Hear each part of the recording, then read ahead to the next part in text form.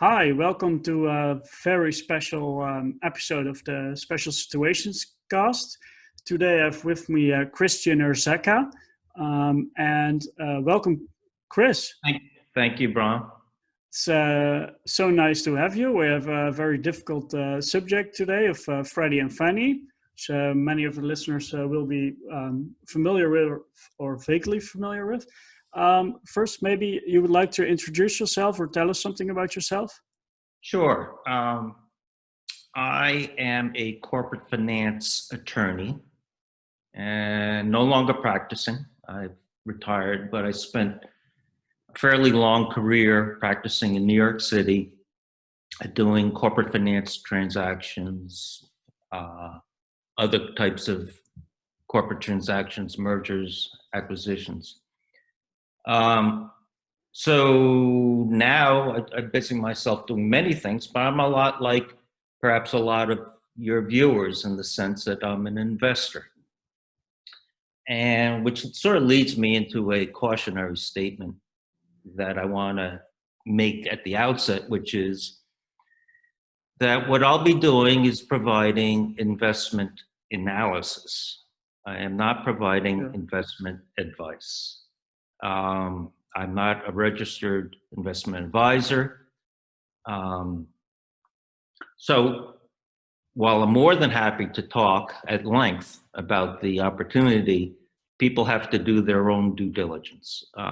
It's very complicated. And unfortunately, Bram, during this call, well, you have a desire to simplify. You do that at your risk in this investment because the details matter. And so I'm not going to be flying at 30,000 feet during this call. I'll try to be clear, but again, a lot of what needs to be said are details. Sure, yeah, I think people should absolutely read your Seeking Alpha articles. You've written a few. And under the pseudonym Rule of Law Guide, but we can exactly. Right, but you can call me Chris for now. And People, just one more thing. Sure. One more thing I want to be clear at the outset. I do own junior preferred stock. So some people might think that that's good. I'm eating my own cooking. Some people might think that's, oh, well, caution, confirmation bias. Sure. It's the forever debate. Right. But, yeah, it's good to know. And something else, I think, people should absolutely read your articles. I've invited you because they were so detailed, and you seem so incredibly knowledgeable about the situation. So, yeah, delighted to have you on. Let's see. Maybe should we just dive in and maybe you can talk a little bit about what these companies actually are and how they came to be, because it's an interesting story. Okay. So, yeah, so this is, as you say, a special situation. It's very much a contrarian situation. You can invest in the market and the market's right, and so you bubble along with the market. Here, an investment is very much a bet that the market will agree with you later. If you're buying, and so you have Fannie Mae and Freddie Mac, and I'll probably call them the GSEs, which are government-sponsored entities. But if you buy a preferred of the GSEs, you're buying it today at either a third or less than a third of par. Now, that's a distress level pricing. If you're buying common, you're buying it almost at historical lows. So what has happened? Most investors have put the GSEs into a too hard pile.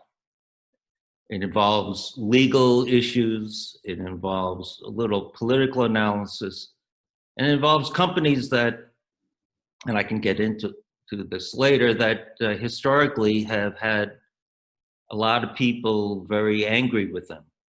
And I can get into the reasons why in a little bit.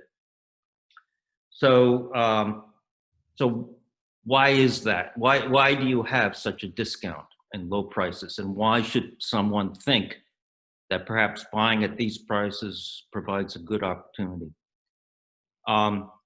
Sure. So, well, they've been around for like 10 years now, right? And basically nothing happened. correct. These companies, well, I'll start with conservatorship. These companies were taken over, in effect, by the government in 2008.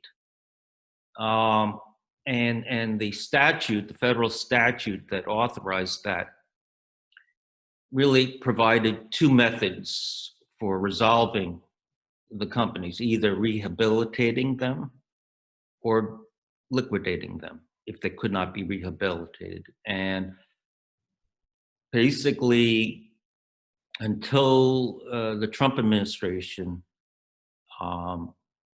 the FHFA, which is the regulator, did neither. And we can get into the terms of that, but the way you would rehabilitate, and this is what the current director is trying to do, is to achieve safety and soundness by increasing capital. Well, from 2008 to until very recently, capital was drained from these companies, unusual in conservatorship. Yeah, this is often referred to as a network sweep, right? If you read articles or. Right, and so in 2008, and you can get background on why this antipathy to the GSEs exists by reading Tim Howard's book, The Mortgage Wars. But in 2008, when then Treasury Secretary Paulson took over these companies, he provided a line of credit from the Treasury, which was appropriated by Congress, so that's very important. But the interest rate was 10%. And the loans, the TARP loans that went to banks were at 3%. And Treasury got an equity kicker in the GSEs. And again, a typical warrant that the Treasury got in loans to banks was 5-10%. Well, no. Treasury got a warrant to buy 79.9% of the companies for free, exercise price de minimis. Why not 80%? Because that would have consolidated all the debt of the GSEs onto the balance sheet of the United States, and would have busted the debt limit.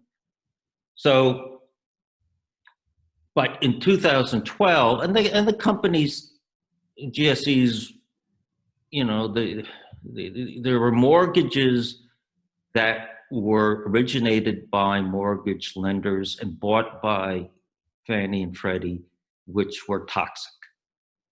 Those loans don't exist anymore.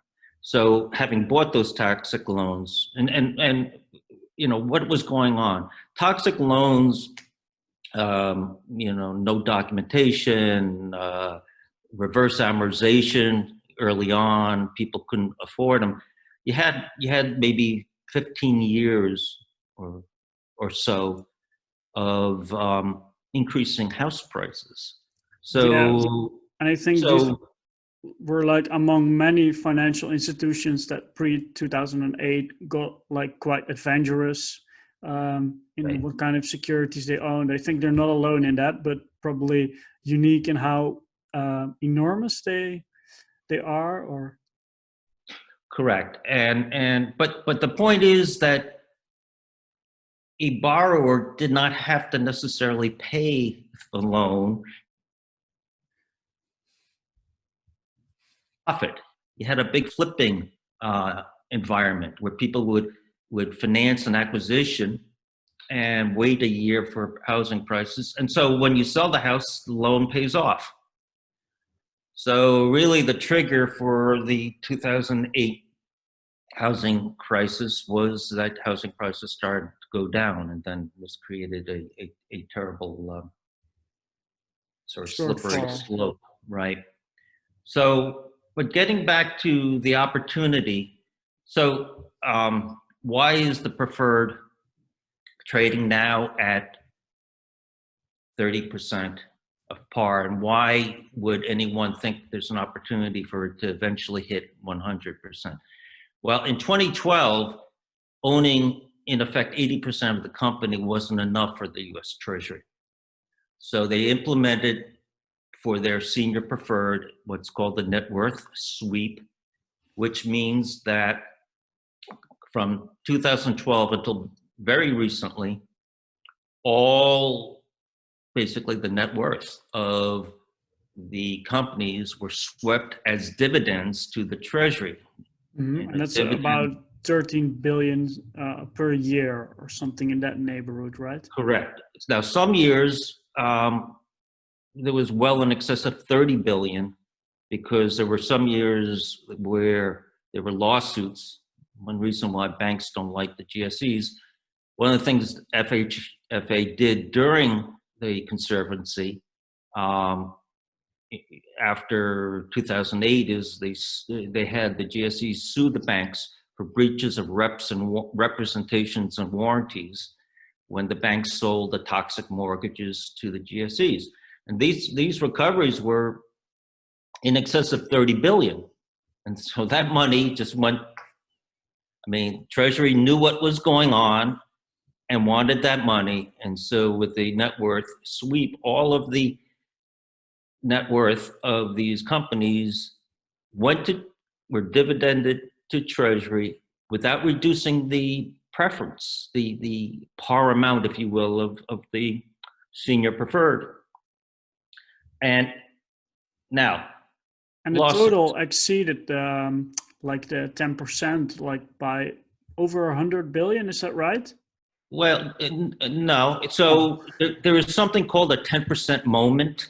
And so if you look at the cash flows that Treasury received under the net worth sweep, but if you apply those cash flows in accordance with the original terms of the senior preferred, which was a 10% dividend, then you got to a point where the 10% dividend was not only paid each and every year, but excess amounts were paid in dividends. And so how would you treat those excess amounts if the original terms still exist? And they would be reductions of the preference on the senior preferred. So it's been estimated. So it's been estimated that the cash flows, the historical cash flows that GSEs have paid on the senior preferred have paid off, paid 10% interest and repaid all of Treasury's loan. In effect, it's preferred stock, but it's in essence a loan. And that 10% moment has occurred, and there have been additional distributions, which in effect Treasury owes the GSEs of about $25 billion. Okay, 25. So that's, so why would someone think that a junior preferred, which now trades at 30%, is actually worth 100%?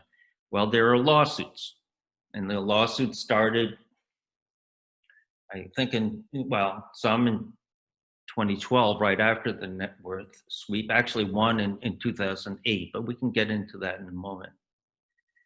And the lawsuits say that the net worth sweep, the amendment is invalid that instituted the net worth sweep terms. So these lawsuits are not seeking to eliminate the senior preferred in accordance with the original terms. Even though the 10% dividend was rich, even though the warrants 79.9% is rich, these lawsuits, and it's important for everyone to understand this, want to have the capital structure go back to those terms. Because right now, if you look at a balance sheet of the Fannie Mae, you've got $120 billion senior preferred preference on the balance sheet. These lawsuits want to wipe that line item out. Why? Because the 10% moment happened. They actually want to recoup for both companies $25 billion. So now Fannie's net income last 2 years is $14 billion and $16 billion.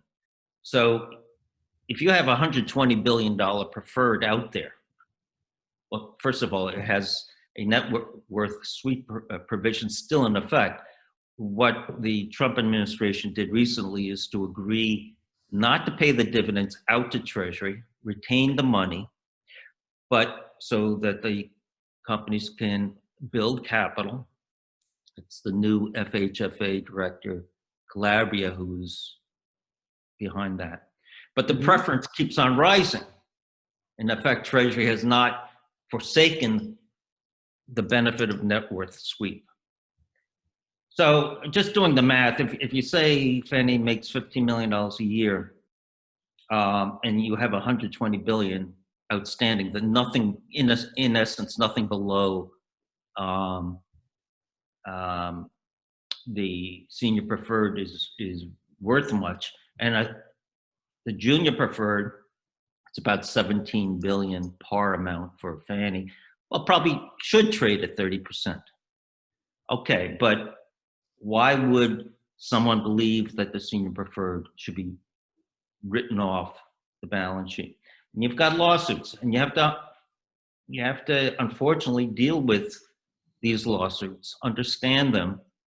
Yeah, and because there are different kind of lawsuits, and treating the senior as if it's been paid off, it's not even the best scenario for the junior preferred, right? There are lawsuits that would like to see even more radical, or maybe I shouldn't call it radical, but see different paths for the junior preferred. Not really. There is a lawsuit that began in 2008 that challenged the method by which Paulson put the companies into conservatorship.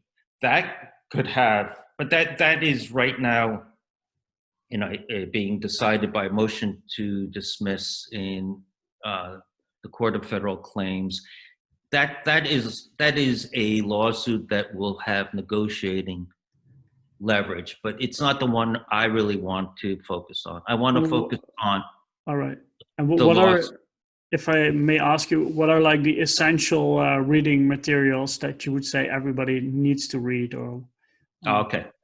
Maybe okay. So there's something called the Moelis Blueprint that I think everyone needs to Google and read.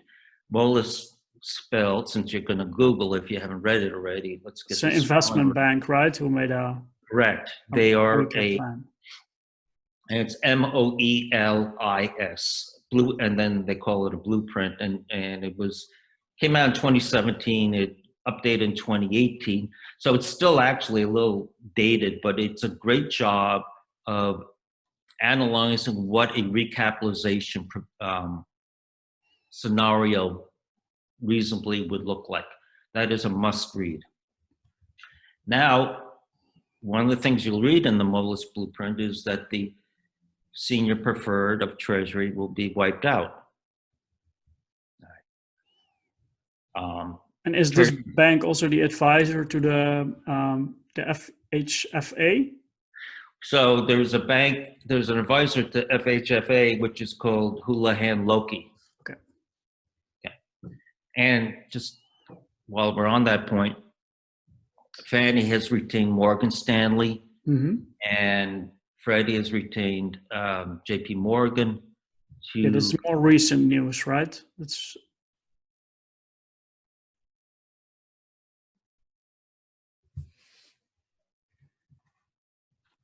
Chris, you've disappeared from me. Oh, there you're back. Yes. So Freddie has retained J.P. Morgan to prepare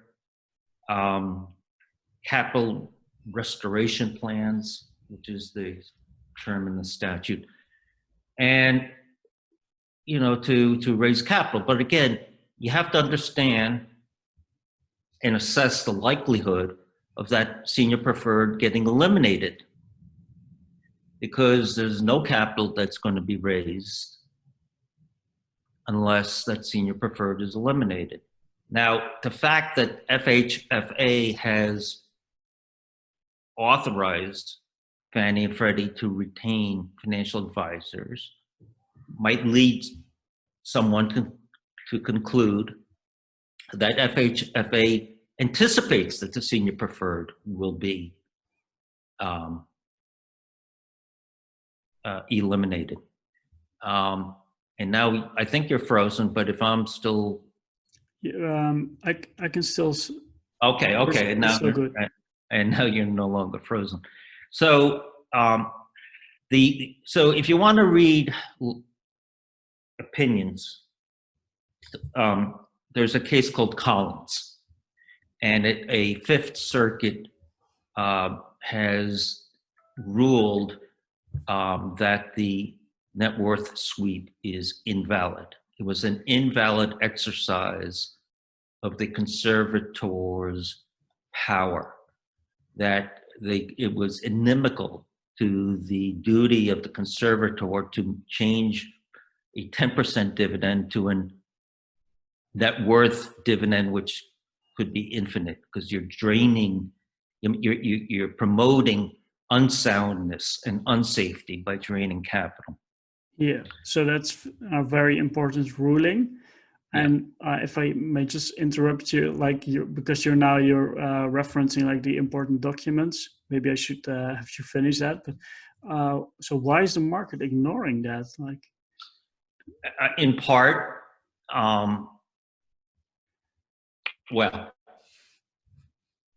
well, maybe there's not an answer to it. No. There is, in part because it goes back to where we were before, which is it has been in the too hard pile, the GSEs, and it still is in the too hard pile. Now, so suppose someone would look at that situation. Well, that decision by the Fifth Circuit was in effect appealed to the Supreme Court. It's called a petition for cert. And that petition actually is going to be considered at a conference, or is being considered at a conference today, probably right now as we speak, and we'll hear about that conference tomorrow, July 2nd. There is another aspect of the Collins decision you have to understand. There was a second claim brought by the plaintiffs that the FHFA is unconstitutionally structured because it has a single director that can only be removed by president for cause, not at will. And Collins agreed with that. So that's a second claim that plaintiff won, except that Fifth Circuit did not apply what's called backward relief, which would be to say that net worth sweep action, if done by a unconstitutionally structured agency, is invalid. That's what the plaintiff... So the plaintiff had two methods to kill the net worth sweep. One worked, but there were two judges. It was an en banc panel of 16 judges. And two judges thought that only forward relief could be given, which is to say you would excise the provision of removal and make it an at-will removal. And so that was appealed to the Supreme Court by the plaintiffs. One more thing of legal, and I told you this is a pain in the ass. it's complicated, but I'm so happy to have you take us through it and All right. at least get a head start in understanding. All right. So one more thing. Just yesterday or Monday, I'm not sure which. Monday. Yes, Monday. I think you're The Supreme Court ruled that the Consumer Finance Protection Board, which also has a single director, removable only for cause, that was an unconstitutionally structured agency. Now, there's a difference when Supreme Court says that and when other lower courts say that. When Supreme Court says that, it's authoritative. So if FHFA is similarly situated to CFPB, then that further reinforces it's a conclusion that FHFA was unconstitutionally structured. right. And now, if I can quickly summarize, because there was a ruling from the Supreme Court in the SELA case, it's called, I think, against another government agency that's very similar. Right. And the Supreme Court ruled in favor of the plaintiffs, I think you would say. Yes. That means, or you could say that reads through that Calabria, the head of the FHFA, is also unconstitutional. Yes. But what I found it a very, very difficult to understand ruling. And are we getting into this later? Is it because we're sort of wavering away from maybe a logical path? But what does it mean for like the go for how it looks forward or backwards about the implementation of the network suite? Good. So you have to, in SELA, which is the Consumer Finance Protection Board case, the Supreme Court said that so the government raised the case arose, the SELA case arose because some one-man law firm in Mississippi was subject to a investigation demand to produce documents, and this SELA said, no, you're unconstitutionally structured, get lost. And he probably had some kind of financing, for a law suit that he was going to bring. But the Supreme Court found that demand by the CFPB was subject to an unconstitutional defect, which means it's invalid. Boom, boom. Lights should be going off. The analogy is that the FHFA, unconstitutionally structured, engaged in a transaction, the net worth sweep, which is subject to an unconstitutional defect. Now, there's a complication you have to appreciate. And you asked me why the market isn't, fireworks and going nuts. The government claimed that this demand for documents was ratified by a Trump appointee who claimed she was subject to at-will removal. So the Supreme Court said, look, we're gonna vacate the decision. Now, the lower court decision approved the demand. We're gonna vacate that, and you go back to the lower court and figure out whether this ratification in fact happened and whether it was legally sufficient. But you don't do that. Implicit in vacating and remanding to see if this ratification occurred, you don't do that unless the original demand was vacated, invalid. Now, it would have been helpful if the Supreme Court, in the SELA opinion, made that perfectly clear, but it is still implicit. So, tying up some loose ends. Again, today as we speak, both claims of Collins, that seek to kill the net worth sweep, and again, if you're going to say that it's invalid, then because the 10% moment happened, that for Fannie, $120 billion of claims again with respect in the form of senior preferred stock would be wiped out. This is a big litigation. And suddenly the junior preferred is money good, and the common has a value greater than its current value. I'm not going to speculate on that. Yeah, so since we're sort of just maybe a quick interjection, and maybe I'm not understanding this ruling correctly, but I wasn't sure if it was that great for the common. Also because Calabria can now be removed. Correct. And so he sort of has to hurry. And the way I read this is the government can really kill the common if it tries to rush Fannie and Freddie to market. But maybe, do you have some thoughts on that, or yes, you want to circle back to that later? That's fine too.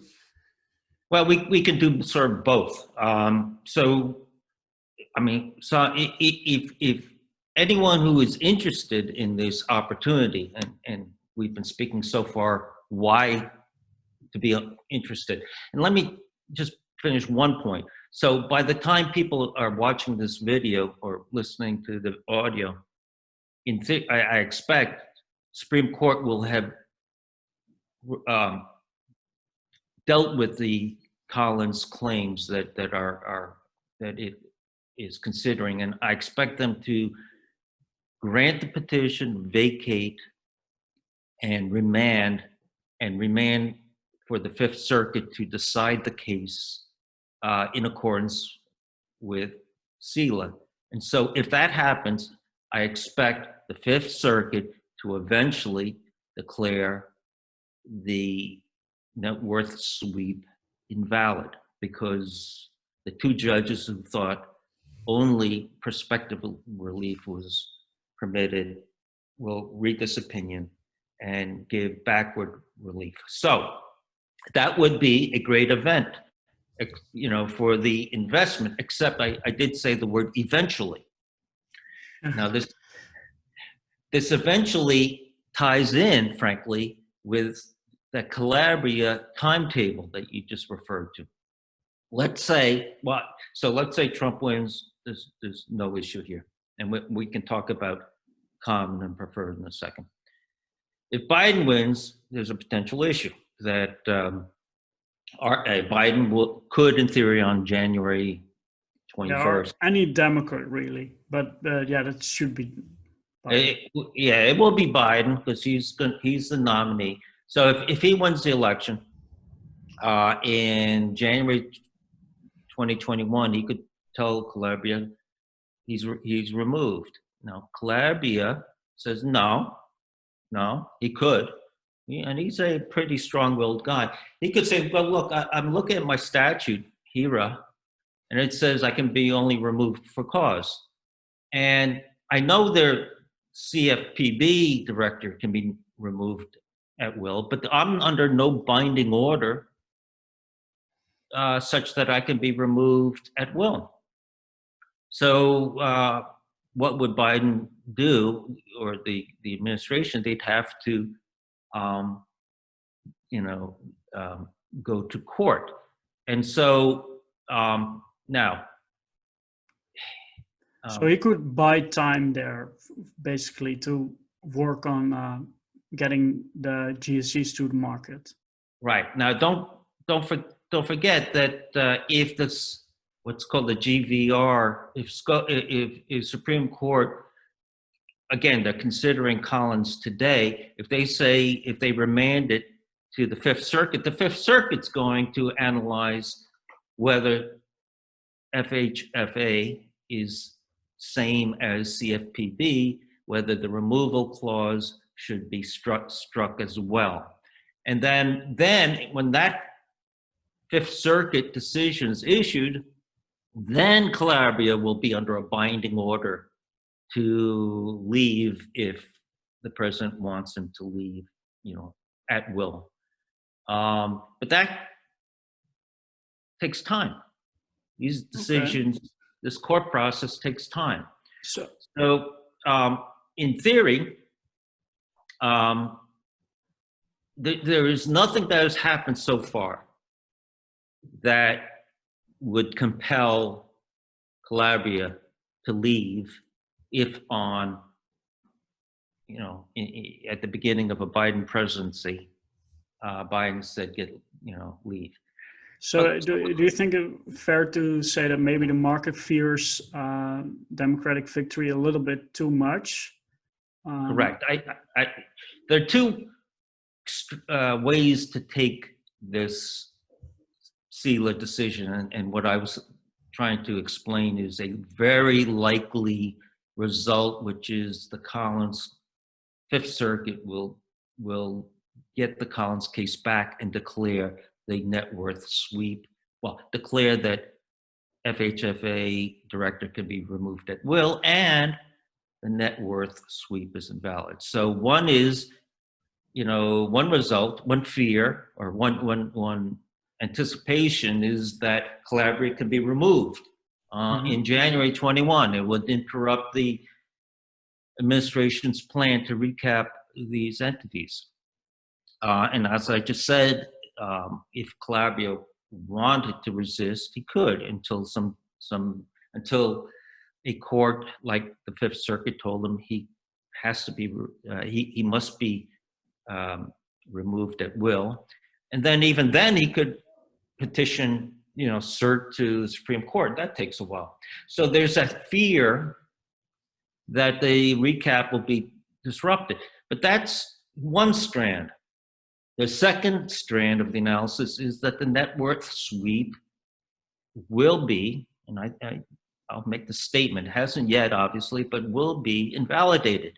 So if you're holding junior preferred stock and that is going to be a result at some point in time, buying at 30% makes sense.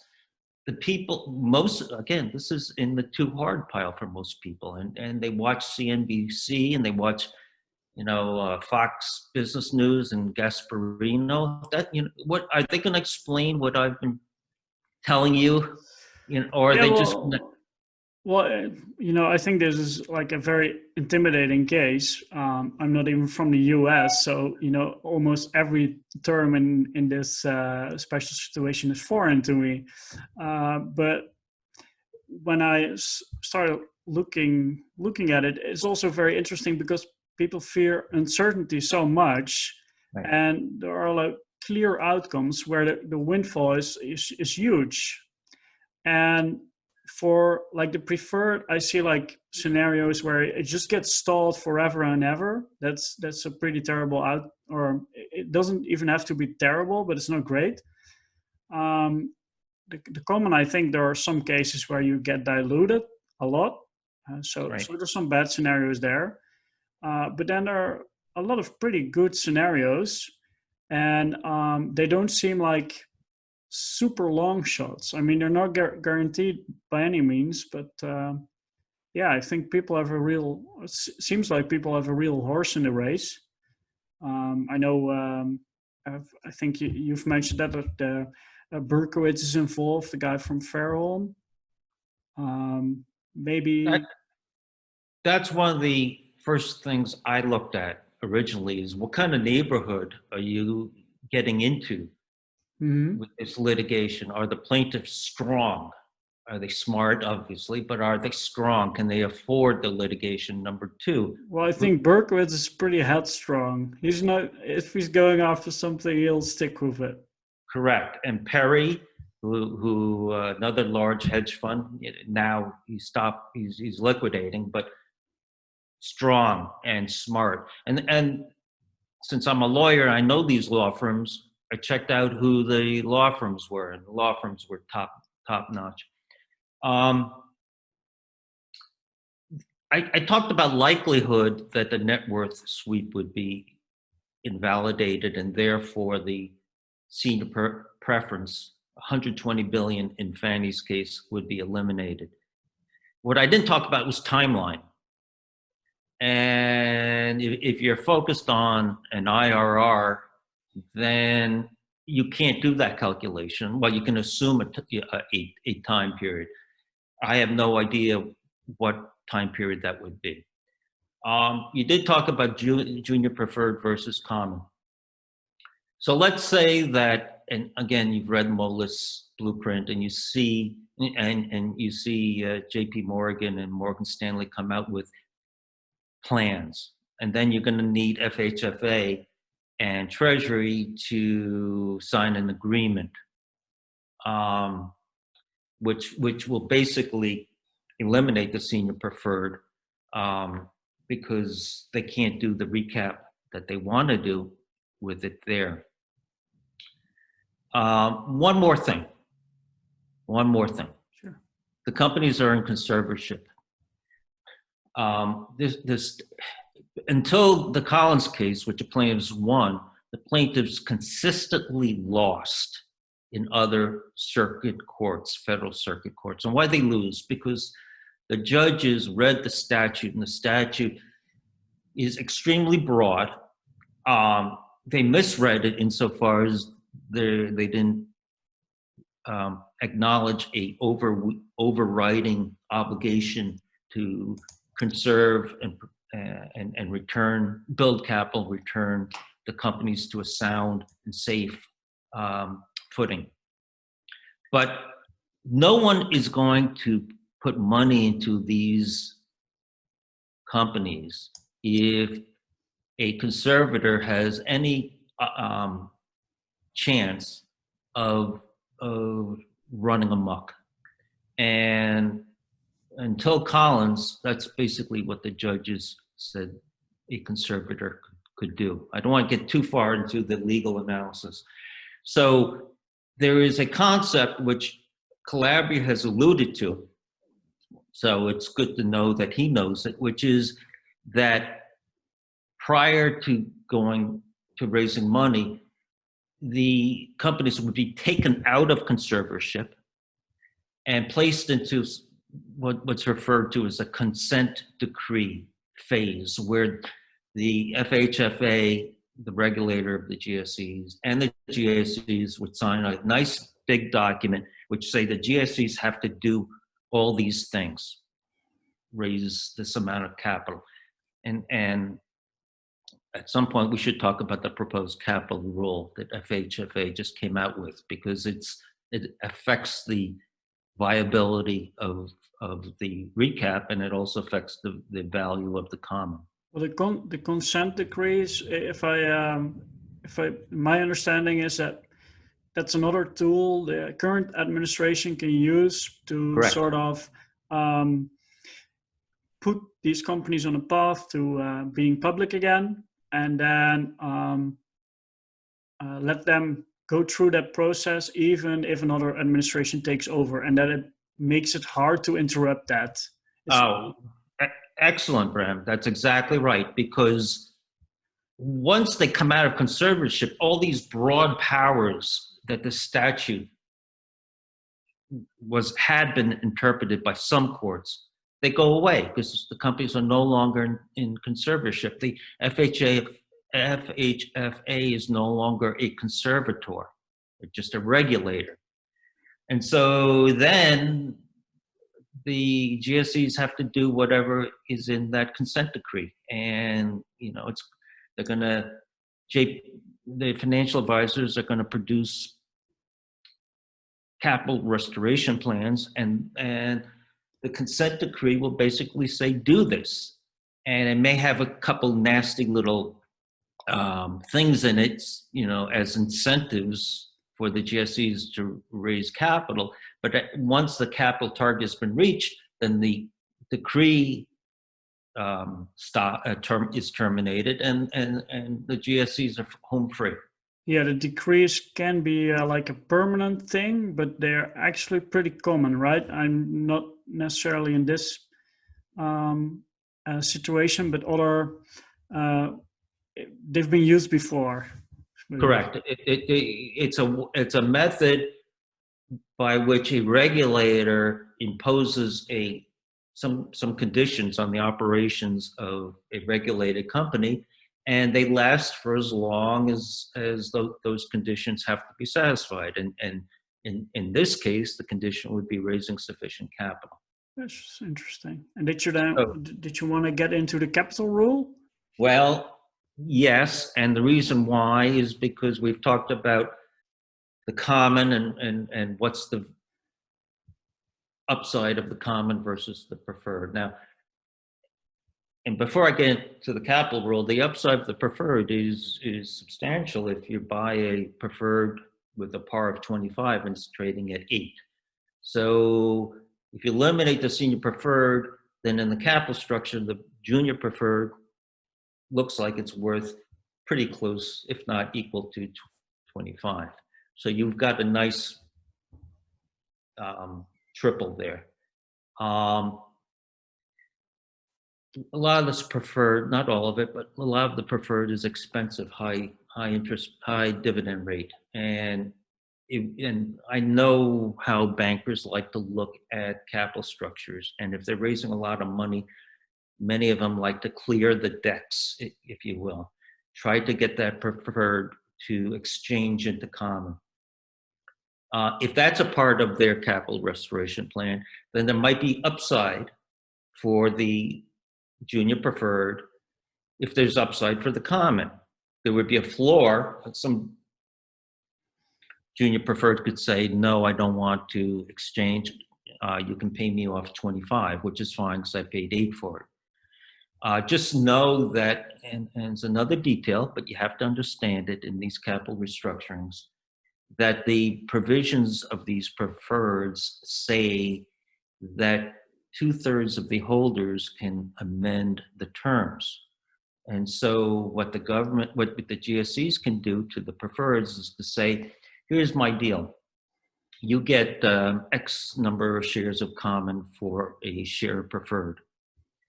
And if 66% agree to that exchange, they will also sign what's called a consent. And that consent will be to an amendment which would be very adverse for the preferred. So you don't have what's called a hostage situation. If you're a preferred holder and you really want to get paid $25 and you don't like the terms of the exchange, but GSEs put out a announcement that we've gotten 2/3 of your class, then you'll have to exchange. All right. So there's an opportunity for the preferred to participate in the common's upside, but to convert into common at an advantageous exchange rate, perhaps. It could also, like, I mean, theoretically, and there are many different kinds of preferreds outstanding, right? Some have like floating rates, and there's all kind of different flavors. They could trade above par in a like future situation where it's a public company and it's well capitalized, and the common is also paying maybe a dividend. Now, most of these are redeemable now. They're old. They're legacy preferred. So there was a prohibition to redeem, but we are old, and these preferreds are very old in the tooth, and so I don't see that wouldn't happen. Okay, I don't see a premium situation, although the dividend rates are higher than what you would issue them now, which leads to the whole reason why the exchange offer probably will be. Okay, but then it makes extra sense. You were saying like that investment bankers may want to clear the deck, and now that makes even more sense. Correct. Now, so the capital rule, first of all, it's proposed, and 60 days at the end of August, the comment period will expire. And so the final capital rule may or may not look like the proposed capital rule. The proposed capital rule has a very high level of capital required. Calabria is, even though he wants to get the GSEs out of conservatorship, he is evidently quite interested in having these GSEs have substantial capital. Many people think this proposed capital rule calls for excessive capital. He consistently gives off that vibe, right? That that is very important to him, that they are like super sound institutions. Or correct. The GSEs, and we didn't talk about what they actually do, but they really are financial guarantors, and I can get into that in a sense. But the capital rule, the capital program or theory, it really borrows from banks, and banks have issues like run on the bank. Deposits can be withdrawn. GSEs don't have any deposits, so I personally think that the capital rule is excessive and uses a bad methodology. But here's my point. So Fannie, again, which has about $15 billion of net income, the capital rule calls for it to have $145 billion of capital. And the capital rule has a provision in it which in effect favors common equity.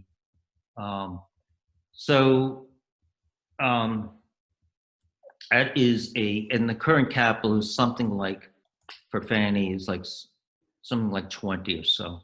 So it's a huge capital raise. Treasury, how do you raise $120 billion of capital if Treasury has an overhang of 80%, 79.9% warrant, which it can exercise for zero?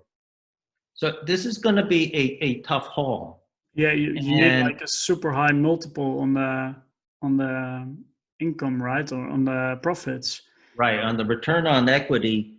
Now, the 15 billion is a function, and we can get into what they do, but the GSEs make money by charging a guarantee fee.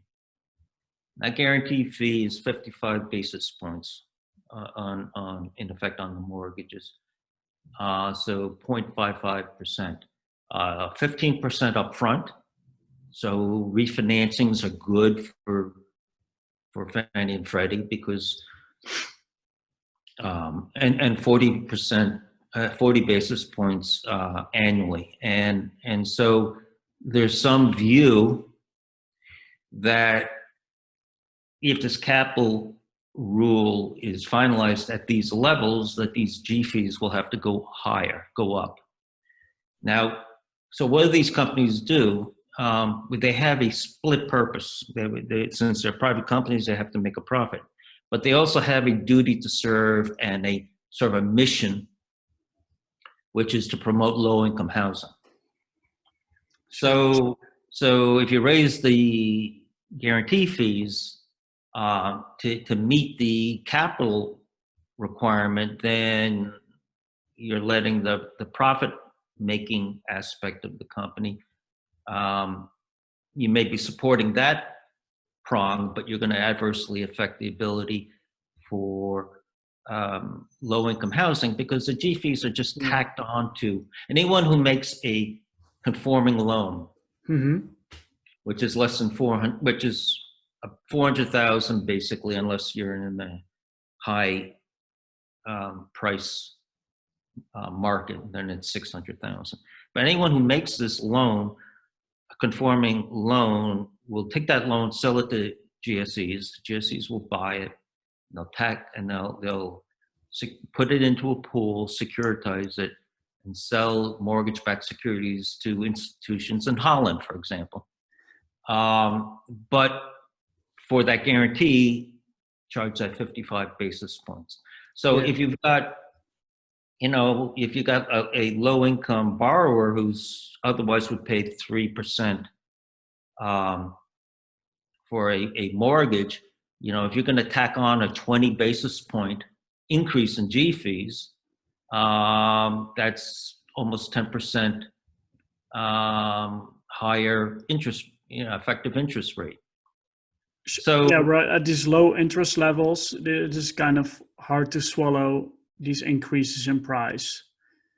On the other hand, I think the low interest rate environment is probably really good for these companies. So, like in terms of valuation, but yeah, that will be problematic to raise that, and it's also politically not really a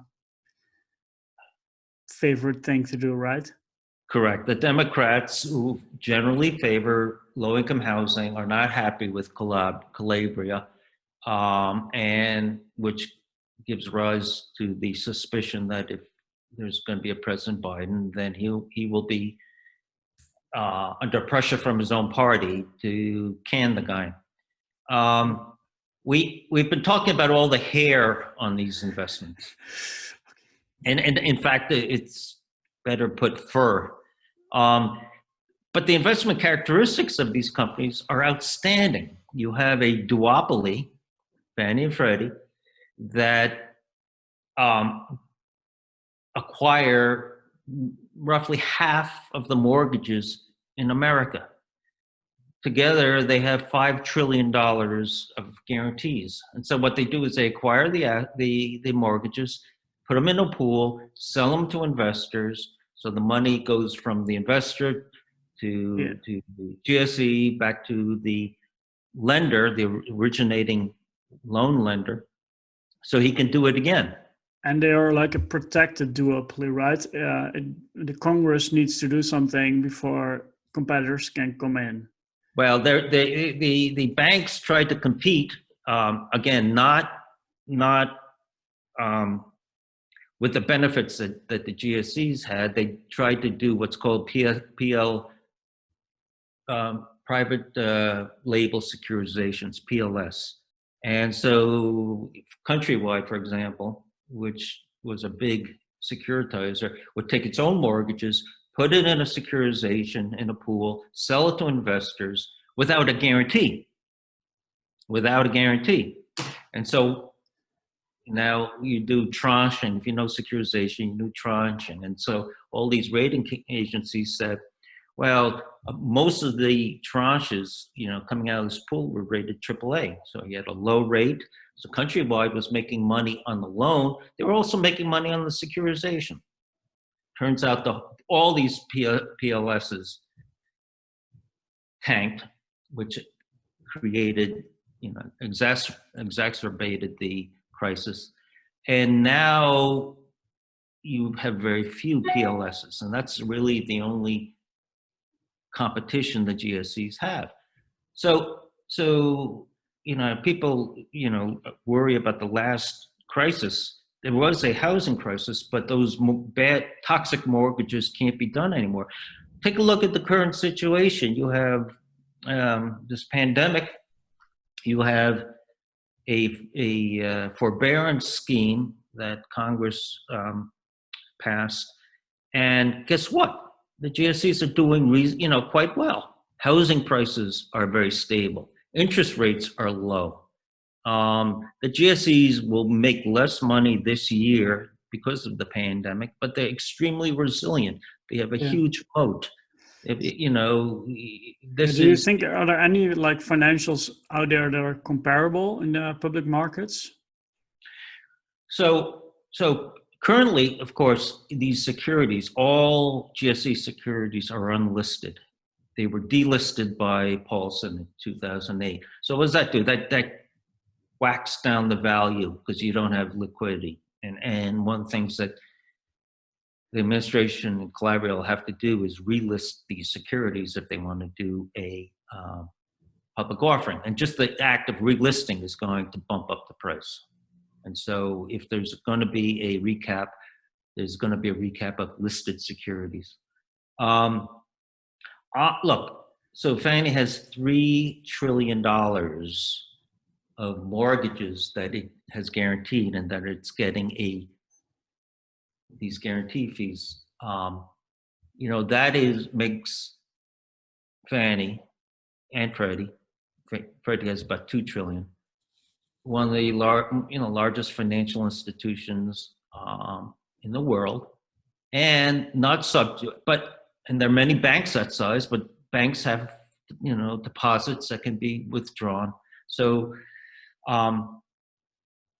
you can look at regulated companies like utilities, energy companies. They seem to, the common equity seems to look for a 10% return on equity. And these GSEs will be able to do that even at a higher capital level. Although I guess a risk is to do that, they would have to raise their guarantee fee levels, and that might adversely affect the market. You might see less loans being made. Prices may suffer. Housing prices may suffer. So, but once, right now it's a special situation. You're buying to get to the point where the recapitalization occurs. Thereafter, that's a whole nother analysis, but I'm suggesting that the investment characteristics might be attractive even then. Sure, yeah. I'll summarize it as financial utilities, and well, utilities are doing really well, financials a little bit less, but people get the picture. And then maybe something I wanted to ask you about, I don't want to keep you too long, but Calabria he brushed off this idea of settling the lawsuits. Right. And that's, well, it's a little bit strange to me. Do you have like an explanation for that, or why does he not fear that at all? Well, the lawsuits seek, in essence, to eliminate the senior preferred, and if they win, get back $25 billion of over dividend payments because of the net worth sweep. If he's going to do a recap, he's going to have to get rid of the net worth, the senior preferred, period. Whether he puts in the 25 billion or not. So his viewpoint may simply be, I'm going to take care of you, plaintiffs. Right. So, what I need to do to have these companies raise money will get you satisfied, X% of the way to where you want to be. That X% maybe, and he doesn't want to negotiate that X% right now, so he doesn't want to get involved. Yeah, that's maybe not the best thing to negotiate with the media involved. Doesn't work so well. Yeah, I'm just quickly thinking if I kind of want to wrap it up in not too long, because I really don't want to impose too much on you. And is there anything important that we should really discuss, or that we missed maybe? Well, I think this is how I would sum it up. Again, you have two strands. You have a legal strand and a recapitalization implemented by the administration. So let's call that a political strand. Yeah. The legal strand, I tend to focus on a little more, and I think because of SELA, you're going to have greater confidence that at some point in time, the senior preferred will be eliminated from a legal point of view. Sure. From the political point of view, so again, if the market is focusing on these two strands, eyes will glaze at the legal side and they'll focus on the political side. I think there's going to be uncertainty, and the market will be skittish because it'll be focusing on this whole plan of that Calabria is implementing, and they'll be focused on whether Trump will remain in office. So I don't think we're talking on July 1st. You're not going to get clarity this year. You may get legal clarity, but the process of raising this much capital, even assuming Trump is elected, and even assuming Biden is elected and wants to proceed, because don't forget, Biden, as a Republican, would like to see these companies recapitalized. Unfortunately, did I say Republican? As a Democrat, wants these companies recapitalized. Some Democrats want these companies taken over, which is in essence what the Obama administration did with the net worth sweep, cash cows. Yeah, but you are like fairly confident that the Supreme Court won't agree with that path, right? Yes, I agree. So again, this is the reason why I say you have to do the work and get some appreciation of the legal aspect is if you focus only on the political and whether these companies can raise this massive amount of money, you will be uncertain. But if you also take in the legal analysis as well, then that might increase your conviction. Yeah, I think I'm, I keep an eye on betting markets a little bit for political outcomes. I think Trump's been really sliding on those markets. So I think he's still got like a 33% chance or something. But right. And that can change. He can get back to even or better. I think Trump was less than 50% in 2016, the day before the election. Sure. Yeah. That's true. Betting markets got that election completely wrong, and also the Brexit. So they're definitely fallible. Let me think a little bit. What I thought was really interesting, and I think we are sort of thinking along the same lines, but you're just much more knowledgeable. Is that the common, it has more upsides.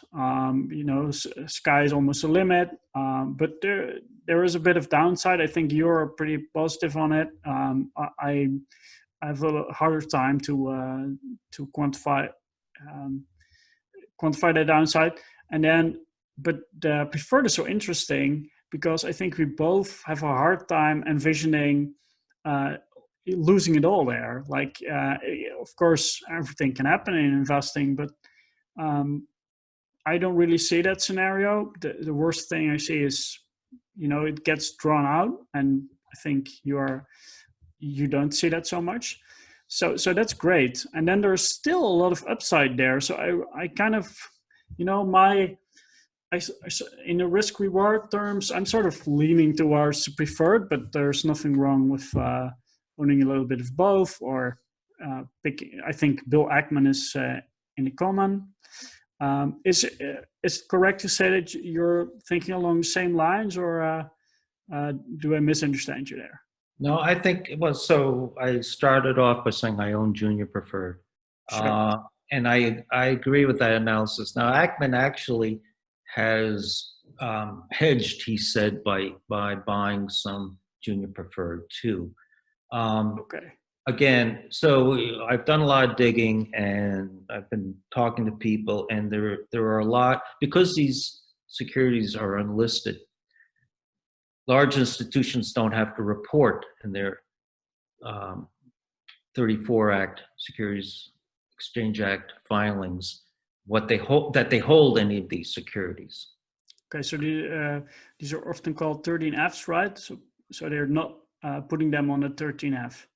Correct. These are not 13Fs, and so you don't see them on the 13F report. But I can tell you there are a lot of big boys, and generally the ones that I'm aware of hold junior preferred. And this is all a dynamic. The common is more volatile. Mm-hmm. Junior preferred is volatile too, but if you like volatility, if you think you're a trader and you can be nimble, then maybe the common is the way you go. But I don't want to make a recommendation other than the one I've already stated in effect, which is when I've looked at this, I've made the decision to go for the junior preferred. Okay, cool. Yeah, I think I'll just wrap it up there because we've been keeping you for over an hour and it's been super interesting. So I want to thank you very much Thank you. for being on. If people want to read your articles, maybe you want to tell them where they can find you or reach out to you. Well, so yes, I do write under the pseudonym Rule of Law Guy in Seeking Alpha, and I will be coming out with a new article. I want to see what the Supreme Court does with the Collins case before Cool. I write. I'm looking forward to it. I also comment a lot on Tim Howard's blog, and that the name of that blog is Howard on Mortgage Finance. Tim Howard is I didn't mention it when I mentioned the Moelis Blueprint, but Tim Howard's blog is excellent, and it is, Tim Howard used to be the CFO of Fannie.